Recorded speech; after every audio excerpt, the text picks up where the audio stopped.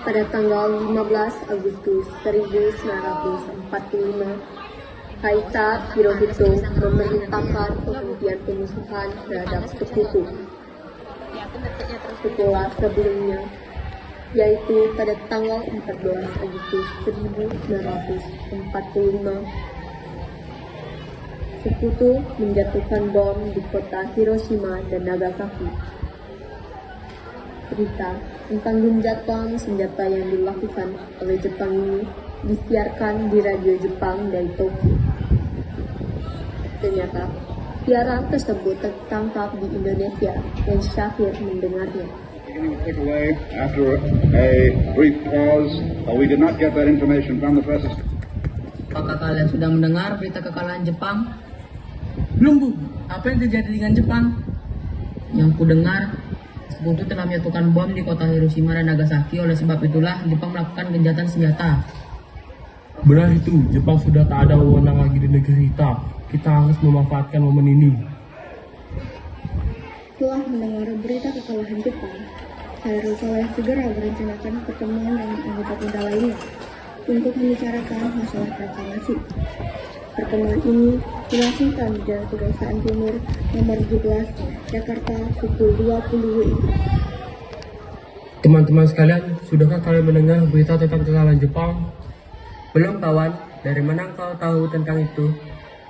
Barusan saya dan Sukarni berkumpul dengan Syahir. Ia mendengar siaran radio Jepang yang mengumumkan berita tentang gencatan senjata itu. Berarti negeri kita sekarang dalam kondisi baku-baku. Benar, demikian saya mengumpulkan kalian semua di sini untuk membicarakan masalah itu. Kita harus memanfaatkan situasi ini untuk memproklamirkan kemerdekaan. Tepat sekali, kalau begitu kita harus membagi tugas. Yukana dan Chairul, kalian harus pergi ke kediaman Soekarno untuk menyampaikan kabar ini. Saya dan Bung Darwis akan memerintahkan anggota pemuda lainnya untuk merebut kekuasaan dari Jepang.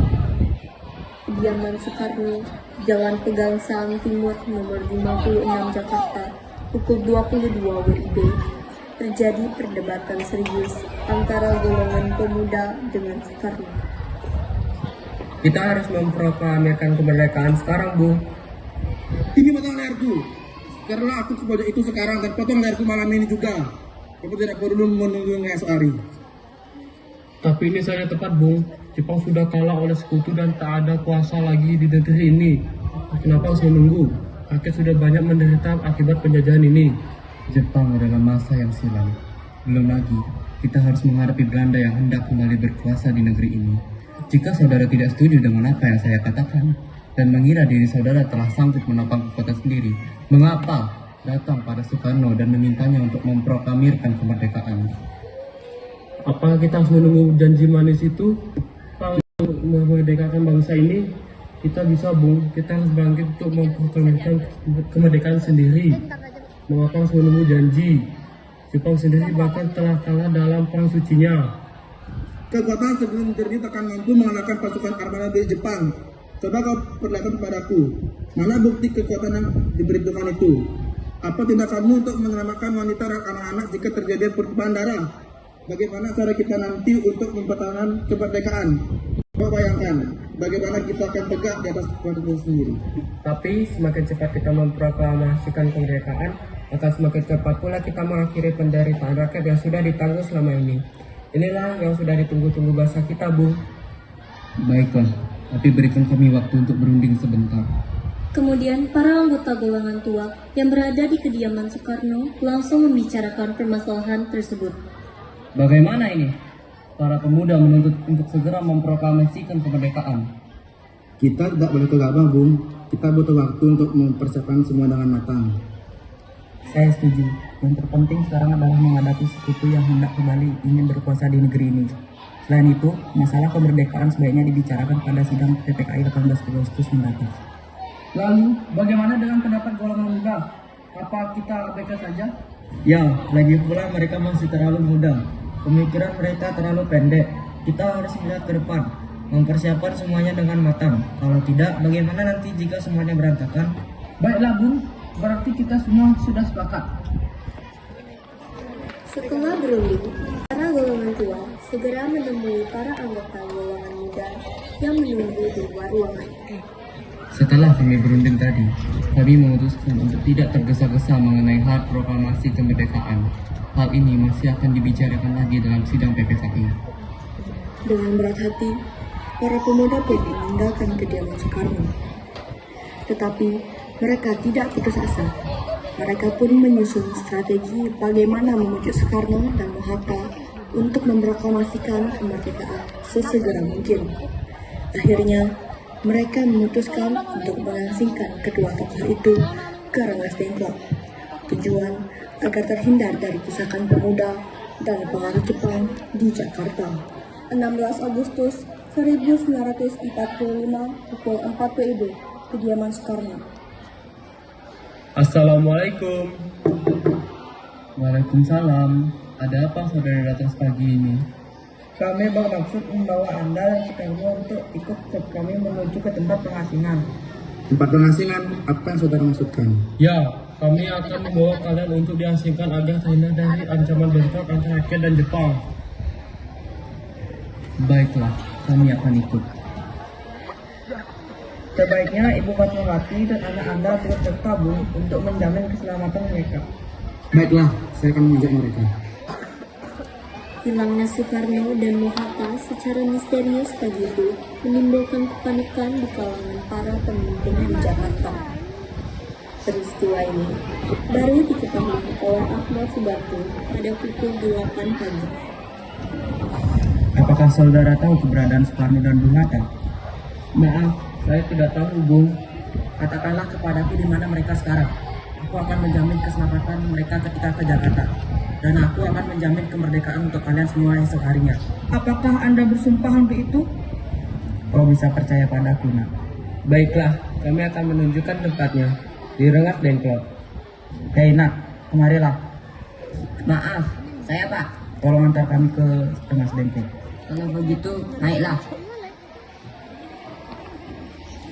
Di Rengas Dengklok, Nah, jelaskan sekarang mengapa saudara sekalian membawa kami ke sini. Maafkan kelancangan kami, Bu. Ini demi keselamatan Anda. Kami ingin membicarakan masalah proklamasi kembali. Bukankah tempoh hari sudah kami katakan kepada kalian, masalah kemerdekaan masih akan dibicarakan dalam sidang PPKI. Memang benar adanya, tetapi kami semua berpendapat mengapa menunggu untuk dimerdekakan oleh Jepang. Mengapa menunggu hasil sidang PPKI? Kalau kita bisa bergerak dengan kekuatan sendiri. PPKI itu bentuk Jepang, Bu. Kami ingin memproklamasikan kemerdekaan tanpa campur tangan dari Jepang. Pendapat itu benar, namun kita masih terlalu dini untuk memproklamasikan kemerdekaan. Selain itu, kita belum siap dan masih membutuhkan bantuan dari Jepang untuk merdeka. Bagaimana bila perkataan Jepang tentang kemerdekaan bangsa kita hanya dari manis belaka? Apa yang akan Anda lakukan? Apakah akan selamanya menunggu janji itu, Bung? Kita harus memproklamasikan kemerdekaan sekarang juga, demi rakyat yang sudah bertahun-tahun terbelenggu oleh penjajahan di tanah air mereka sendiri. Mereka berhak bebas, dan sekaranglah saatnya. Tenang saudara sekalian, mari bicarakan semuanya dengan kepala dingin. Tidak perlu ada ketegangan, oke? Sio dan Kesini membawa Soekarno dan Hatta menjauh dari perdebatan itu. Kemudian mereka berunding. Saya mengerti perhitungan Anda berdua mengenai masalah proklamasi ini. Kita memang belum mempertimbangkan semuanya dengan matang. Tapi saya percaya kita dapat bangkit dan memanfaatkan situasi ini. Kesempatan tidak akan datang dua kali, Bung. Apa yang mereka katakan benar adanya, dan saya mendukung mereka. Tetapi apakah kita bisa? Akankah ini semua mungkin dilakukan? Tentu mungkin, Bung. Asal kita berusaha, tentu akan kita temukan jalan keluarnya. Lagi pula, para pemuda di Jakarta sedang menyusun strategi pertahanan untuk mencegah serangan dari Jepang ataupun sekutu yang tidak menerima proklamasi bangsa kita. Baiklah, saya setuju. Kita akan memproklamasikan kemerdekaan tanpa ada campur tangan Jepang. Pada pukul 17.30 WIB, rombongan dari Jakarta tiba di Rengas Dengklok untuk menjemput Soekarno dan Bung Hatta. Syukurlah karena semua baik-baik saja. Jadi, bagaimana keputusannya? Kami setuju kemerdekaan akan dilaksanakan tanpa campur tangan Jepang. Lalu, kapan kita akan melaksanakannya? Menurut saya, bagaimana jika besok? Pasukan pemuda sudah siap. Jika mungkin, kita akan melaksanakannya esok pagi. Setelah perundingan di Rengas Dengklok, semua anggota golongan tua maupun muda kembali ke Jakarta untuk membahas lanjut rencana proklamasi kemerdekaan tanggal 17 Agustus 1945.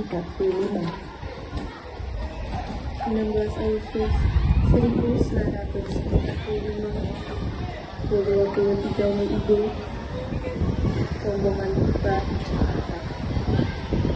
Bagaimana kita membicarakan naskah proklamasi untuk mendeklarasikan kemerdekaan kita? Kita butuh tempat untuk membahasnya, Bung. Tapi sudah malam dan pihak Jepang tak mungkin mengizinkan kita melakukan kegiatan sekarang, apalagi jika mereka tahu bahwa kita hendak membicarakan rencana proklamasi. Saya punya ide. Kita akan meminjam rumah perwira Jepang Laksamana Maeda.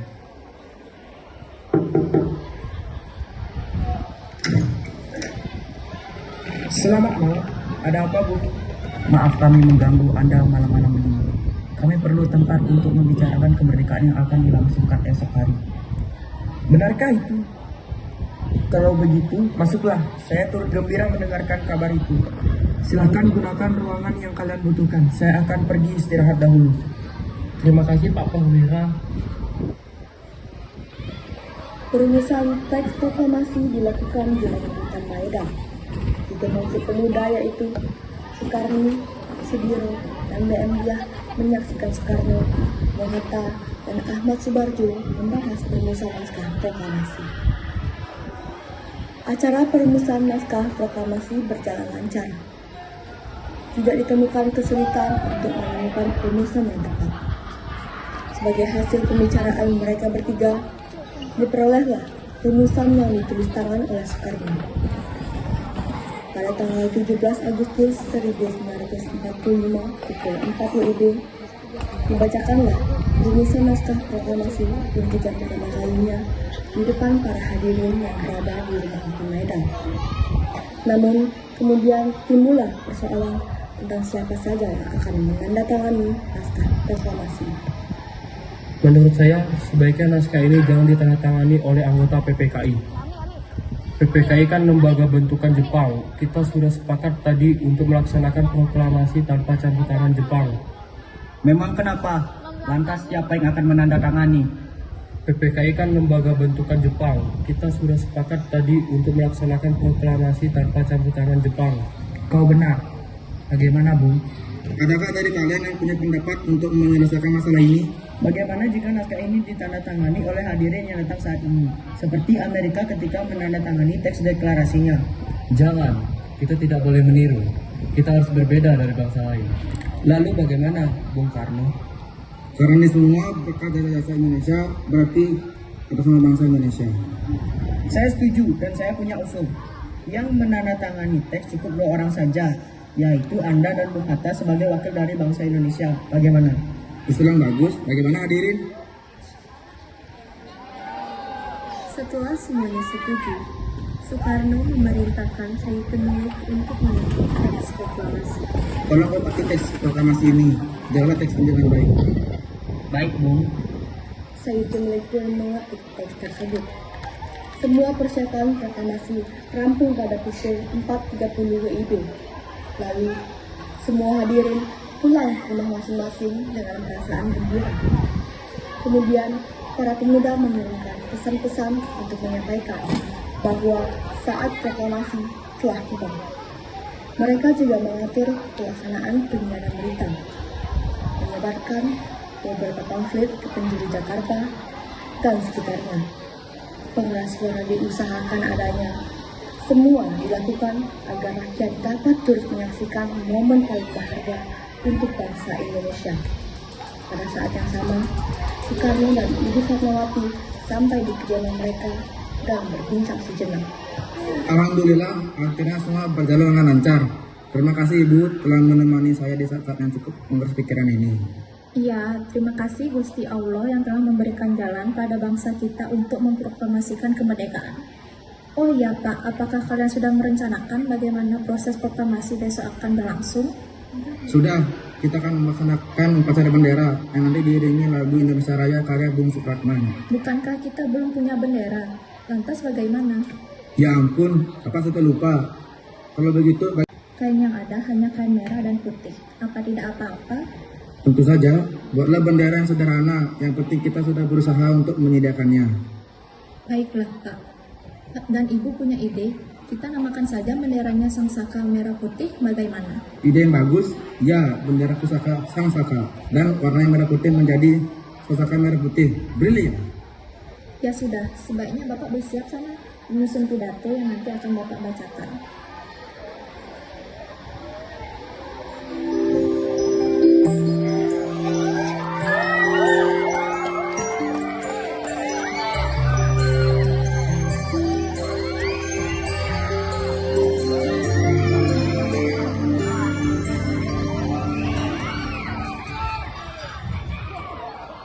Jumat pada tanggal 17 Agustus 1945 pukul 10 WIB di Jalan Pegangsaan Timur nomor 56 dilangsungkan proklamasi kemerdekaan Indonesia. Trimurti, tolong Anda kibarkan bendera merah putih ini sebagai tanda awal kejayaan bangsa ini. Siap Bu, saya akan menyuruh anak didik saya untuk mengibarkannya. Hei kalian, jaga baik-baik bendera ini. Kalian mendapatkan kehormatan untuk mengibarkan bendera ini untuk pertama kalinya dalam sejarah Indonesia. Siap, Komandan. Kami tak akan mengecewakan Anda.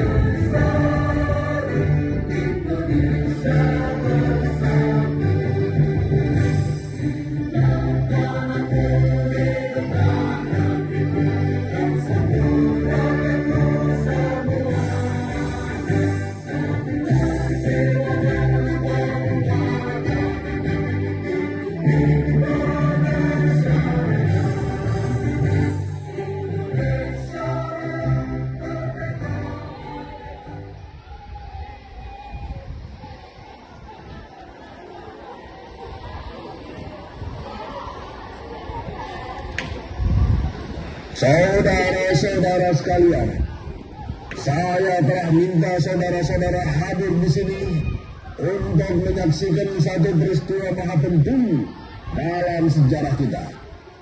Berpuluh-puluh tahun kita bangsa Indonesia telah berjuang untuk kemerdekaan tanah air kita.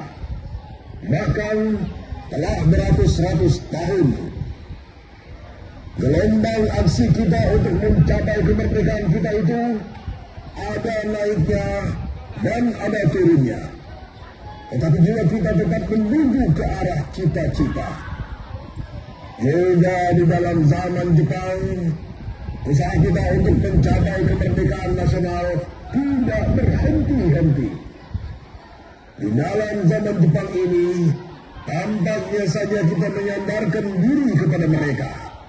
Tetapi pada hakikatnya, tetap kita menyusun tenaga kita sendiri. Tetap kita percaya kepada kekuatan sendiri. Sekarang, tidaklah saatnya kita benar-benar mengambil nasib bangsa dan nasib tanah air di dalam tangan kita sendiri. Hanya bangsa yang berani mengambil nasib dalam tangan sendiri akan dapat berdiri dengan kuatnya. maka kami tadi malam telah mengadakan musyawarah dengan pemuka-pemuka rakyat Indonesia dari seluruh Indonesia. Permusyawaratan itu sehingga sekata berpendapat bahwa sekaranglah datang saatnya untuk menyatakan kemerdekaan kita. Saudara-saudara, dengan ini kami nyatakan kebulatan tekad itu. Biarlah proklamasi kami. Proklamasi kami, bangsa Indonesia, dengan ini menyatakan kemerdekaan Indonesia. Hal-hal yang mengenai pemindahan kekuasaan dan lain-lain diselenggarakan dengan cara saksama dan dalam tempo yang sesingkat-singkatnya. Jakarta, 17 Agustus 1945. Atas nama bangsa Indonesia, Soekarno Hatta. Demikianlah saudara-saudara, kita sekarang telah merdeka. Tidak ada satu ikatan lagi yang mengikat tanah air kita dan bangsa kita. Mulai saat ini kita menyusun negara kita, negara merdeka, negara Republik Indonesia, merdeka kekal dan abadi. Insya Allah Tuhan memberkati kemerdekaan kita itu. Peristiwa proklamasi ini memang hanya berlangsung sebentar, namun peristiwa itu telah mengubah segala sendi kehidupan bangsa Indonesia. Peristiwa proklamasi telah menjadi momentum puncak perjuangan bangsa Indonesia. Oleh karena itu, kita sebagai generasi penerus bangsa harus berprestasi dalam rangka mengisi kemerdekaan, bukan malah menodainya. Kita harus bisa membalas budi para pejuang tanah air dengan cara mempertahankan kemerdekaan ini.